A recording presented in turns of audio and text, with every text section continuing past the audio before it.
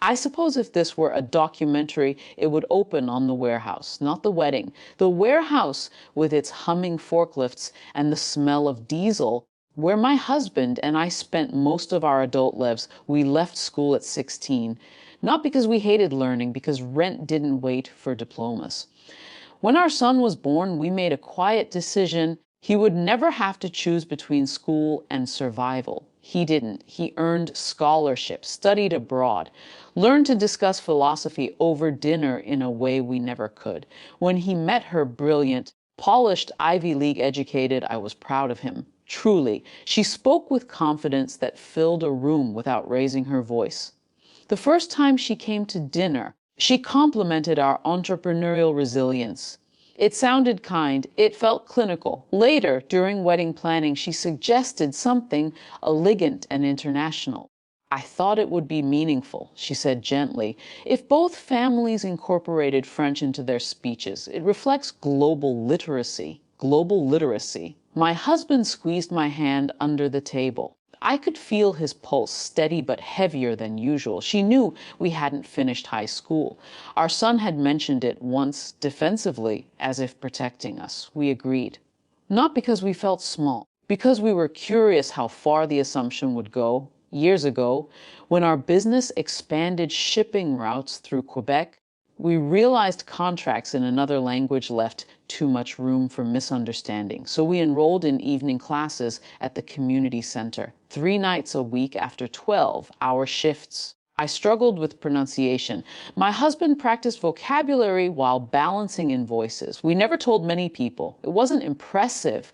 It was necessary. The wedding venue was immaculate, stone arches, string quartet guests in tailored suits. Her university friends clustered near the champagne table, discussing fellowships and postdoctoral placements. I heard the word pedigree used unironically. When it was time for speeches, I felt something I hadn't felt in years, not fear.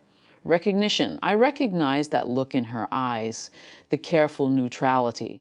The anticipation of a misstep that would confirm a theory. My husband stood first. He began in English, thanking everyone for coming. Then, without announcement, he shifted, not into memorized phrases, not into tourist French, into fluid conversational language. He spoke about driving freight across frozen highways before sunrise, about saving every extra dollar so his son could study in Montreal without worrying about rent, about sitting in night classes at 40, 2 years old, embarrassed but determined, because understanding another language means refusing to be locked out of a room.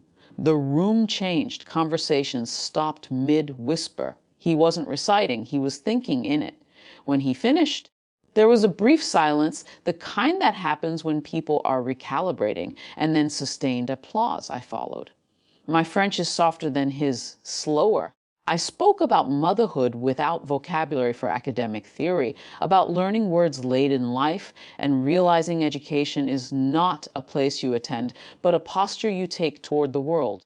Halfway through, I caught her expression, not humiliation, disorientation. Then something else entered the frame. The officiant, who had been introduced simply as a family friend from the bride's side, took the microphone briefly to transition into the toasts. He smiled at my husband. For those who don't know, he said, "I've worked with this man's company for 15 years. They quietly sponsor 2 annual language scholarships for first-generation students at our university." There it was, clear, public, unmistakable, authority intervening, not to defend us, but to state a fact. I saw several of her colleagues straighten in their seats. That was when we laughed, not loudly, not mockingly. A breath of relief escaped both of us at the same time. We laughed because the entire situation had been built on the assumption that education only counts when it comes framed. After the reception, our daughter-in-law approached us, composed but no longer distant. I didn't know. She said, I believed her, "We didn't advertise it." My husband replied, "We were busy working." There was no apology speech, no reckoning scene. Just a long pause where she seemed to be reconsidering the scaffolding of her judgments. A few days later, she called me. She asked where we had taken our classes. She said she'd like to volunteer there. I don't know if that was guilt or growth, maybe both. What I do know is this: we didn't win anything that day. We didn't defeat anyone. We simply stood in a room that expected us to shrink and didn't. The relationship isn't magically transformed. There are still differences in how we see the world. She still moves through spaces we never will. But there is something new in her voice when she speaks to us now. Not caution, respect. And that is enough.